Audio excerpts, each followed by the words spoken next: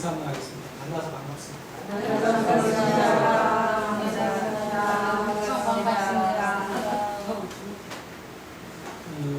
오늘은 섬기는 지도자라는 그런 제목으로 말씀을 잠시 전하려고 합니다. 로마서 12장 7절에 보면 바울은 은사들 가운데 섬김의 은사를 이렇게 언급하고 있는 것을 볼 수 있습니다. 섬김이라는 것은 어떻게 보면 목회라는 말도 되고요, 또 봉사라는 말도 되고, 또 대접하는 그런 시중을 두는 그런 얘기도 합니다. 그런데 이 은사는 사람들의 실제적인 필요에 도움을 주는 그런 것을 섬김이라고 말씀을 합니다. 그래서 개인의 필요한 것이 무엇인지, 이 사람이 무엇이 필요하고 무엇이 중요한지 그거에 따라서 충족해 주는 것을 섬김이라고 합니다. 근데 오늘 본문의 내용을 보니까 세베대의 아들들이 어미가 모친이 그 아이를 데리고 와서, 그 아들을 데리고 와서 예수님한테 한 사람을 오른편에 한 사람을 왼편에 앉게 해달라고 그렇게 이야기를 합니다. 그러니까 예수님께서 너희가 구하는 것을 알지 못한다고 그렇게 말씀하시면서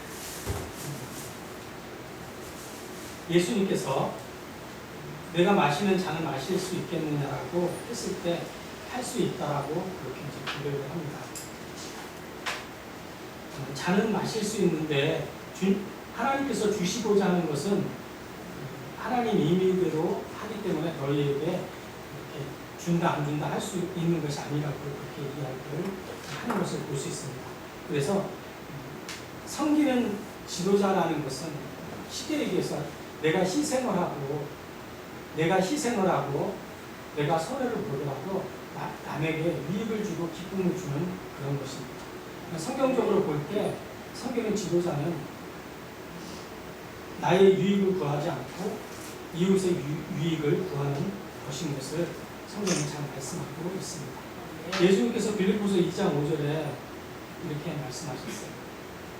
너희 안에 이 마음을 품으라. 곧 그리스도 예수의 마음이니 그는 근본 하나님의 본체시나 하나님과 동등됨을 취할 것으로 여기지 아니하시고 오히려 자기를 비워 종의 형체로 가져 사람들에게 오셨다고 그렇게 말씀을 합니다. 그래서 우리는 오늘 목사 임직을 받는 서경량 전도사님이 섬기는 그런 지도자, 내가 희생해서 남에게 이익을 주고, 또 내가 희생해서 교회를 세우고, 내가 희생해서 또 하나님의 나라를 이루는 그런 영적 지도자가 되기를 바랍니다. 첫 번째는 섬기는 지도자는 소명에 감사하는 그런 사람이 되어줘야 합니다. 이사야서 43장 1절에서 4절을 보면 야곱아 너를 창조하신 여호와께서 이제 말씀하시느니라. 이스라엘아 너를 조성하신 자가 이제 말씀하시느니라. 너는 두려워 말라. 내가 너를 구속하였고 내가 너를 지명하여 불러나니 너는 내 것이다. 네가 물 가운데 지날지라도 물이 너를 삼키지 못하고 불 가운데 지날지라도 불이 너를 사르지 못할 것이라고 그렇게 말씀을 하셨습니다. 쉽게 얘기해서 하나님의 일을 하는데 얼마나 불안하고 떨리고 두렵겠어요. 그런데 이사야서 41장 10절에 보면 두려워하지 말라. 내가 너와 함께 하겠다고 그렇게 말씀을 하십니다. 우리가 고민하고 걱정한다고 해서 안 되는 일을 대기하고 그렇게 할 수 없어요. 검은 머리를 흰 머리를 못 만들고 그렇게 할 수 없습니다. 오직 모든 것을 하나님께 의지하고 하나님께 맡겨야 함을 성경에 분명히 말씀하고 있습니다. 여호수아 1장 7절에서 9절에도 오직 너는 마음을 강하게 하고 극히 담대히 하라. 나의 종 모세가 내게 명한 율법을 다 지켜 행하고 자로나 우로나 치우치지 말라. 그리하면 어디로 가든지 형통하리니 이 율법책을 내 입에서 떠나지 말게 하며 주야로 그것을 묵상하라. 그 가운데 기록한 대로 다 지켜 행하고 그리하면 내 길이 평탄하게 될 것이며 내가 형통하리라 라고 그렇게 말씀을 합니다.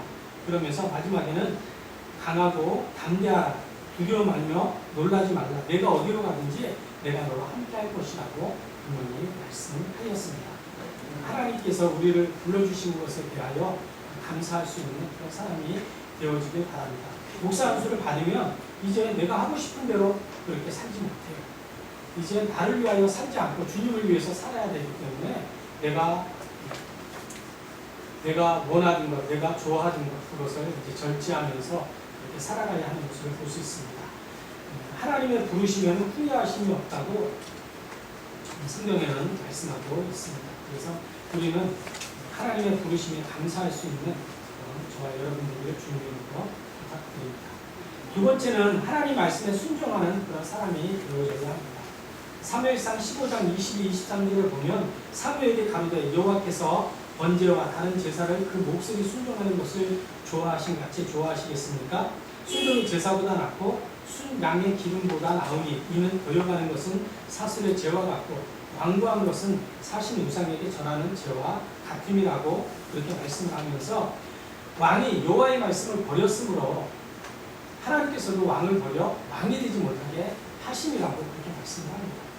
사울왕은 맨 처음에는 겸손한 사람이었어요. 하나님의 음성을 듣고 하나님 말씀 속에 사는 그런 사람이었어요. 그런데 그가 이제 왕을 오래 하다 보니까 이제 하나님의 음성을 듣기보다는 사람의 음성을 듣는 것에 더욱 귀를 기울였다는 거죠. 그리고 하나님의 말씀을 거부하고 또 하나님께서 원하지 않는 그런 일을 행하는 것을 볼 수 있습니다. 그래서 우리는 오늘 그 사무엘상 15장 22, 23절에 말한 것 같이 순종이 제사보다 낫다라는 것을 우리가 마음에 생각하길 바랍니다. 베드로전서 2장 8절에 보면 너희가 말씀에 순종치 아니함으로 넘어진다고 그렇게 기록하고 있습니다. 우리가 하나님의 말씀을 순종하고 복종할 때 하나님께서 우리의 모든 것을 책임져 주세요.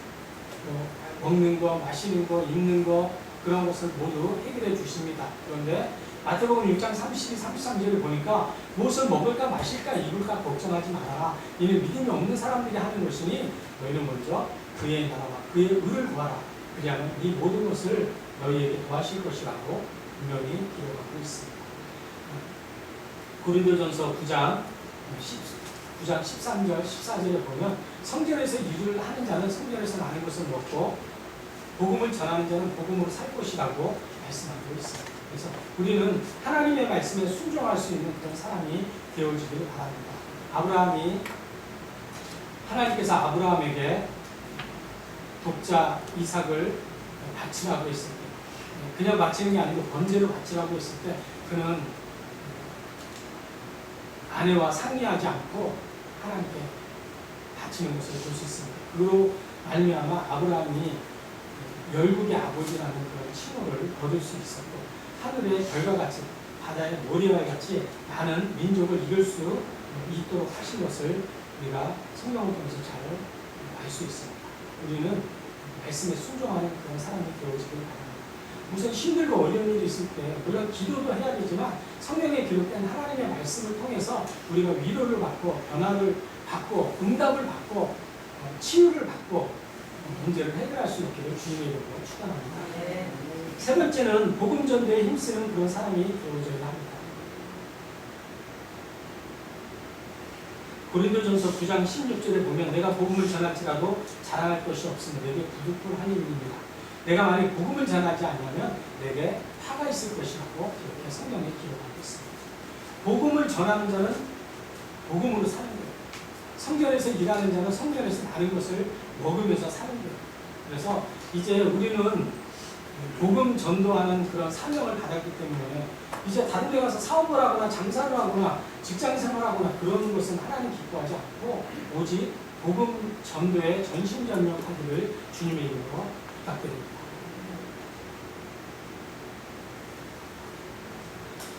디모데후서 4장 2절에 너는 말씀을 전파하라. 때를 얻든지 못 얻든지 항상 힘쓰라. 범사에 오래 참는다. 가르침으로 경책하며 경계하며 권하라. 이렇게 말씀하고 있어요.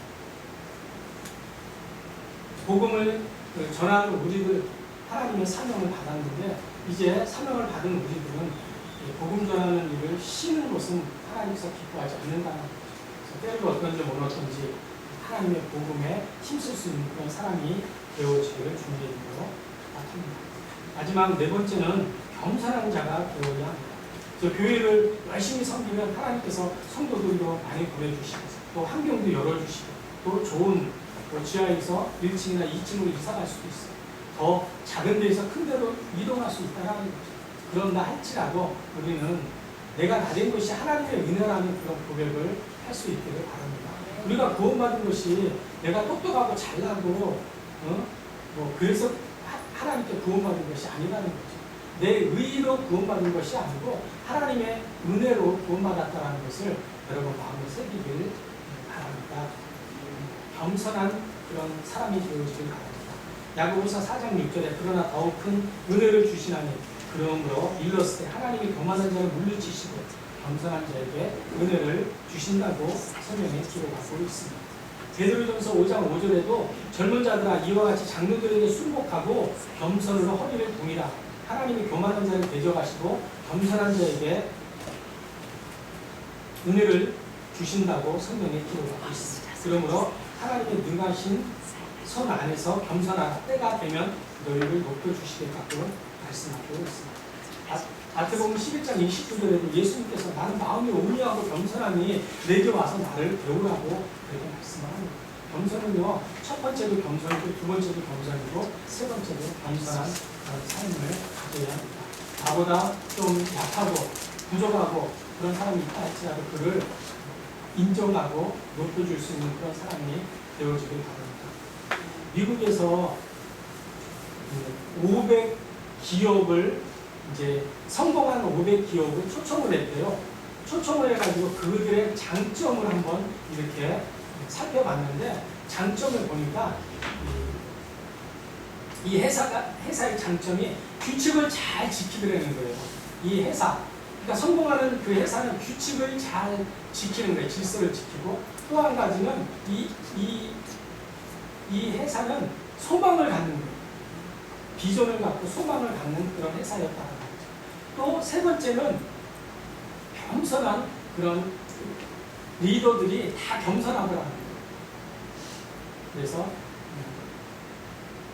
그런 것 같아요. 사람도 교만하고 무례하고 막 그러면 같이 어울리기 싫잖아요. 그러나 겸손하면 같이 어울리고 싶고 뭐 차도 마시고 싶고 식사를 같이 하고 싶고 이야기도 하고 싶은 것이 사실입니다. 잠언 3장 44절에 진실로 그는 거만한 자를 비우시며 겸손한 자에게 은혜를 베푸시나니 거만한 자를 비우시고 겸손한 자에게 은혜를 베푸신다고 말씀하고 있고 잠언 29장 23절에는 사람이 교만하면 낮아지게 되겠고 마음이 겸손하면 영예를 얻을 것이라고 그렇게 말씀하고 있습니다. 결론적으로 잠언 22장 4절에 보니까 겸손한 마음을 갖고 하나님을 경외하고 하나님을 잘 섬기면 하나님께서 재물과 영광과 그리고 생명을 주시겠다고 말씀을 합니다. 우리는 영적 지도자이기 때문에 항상 나를 쳐서 복종시킬 수 있는 그런 사람이 되어줘야 합니다. 내가 희생해서 남에게 유익을 주고 기쁨을 주고 교회를 세우고 영혼본에 힘쓰는 그런 저와 여러분들에게 주님의 말씀을 생각하면서 잠시 풍성으로 기도합니다. 주님 감사합니다. 지금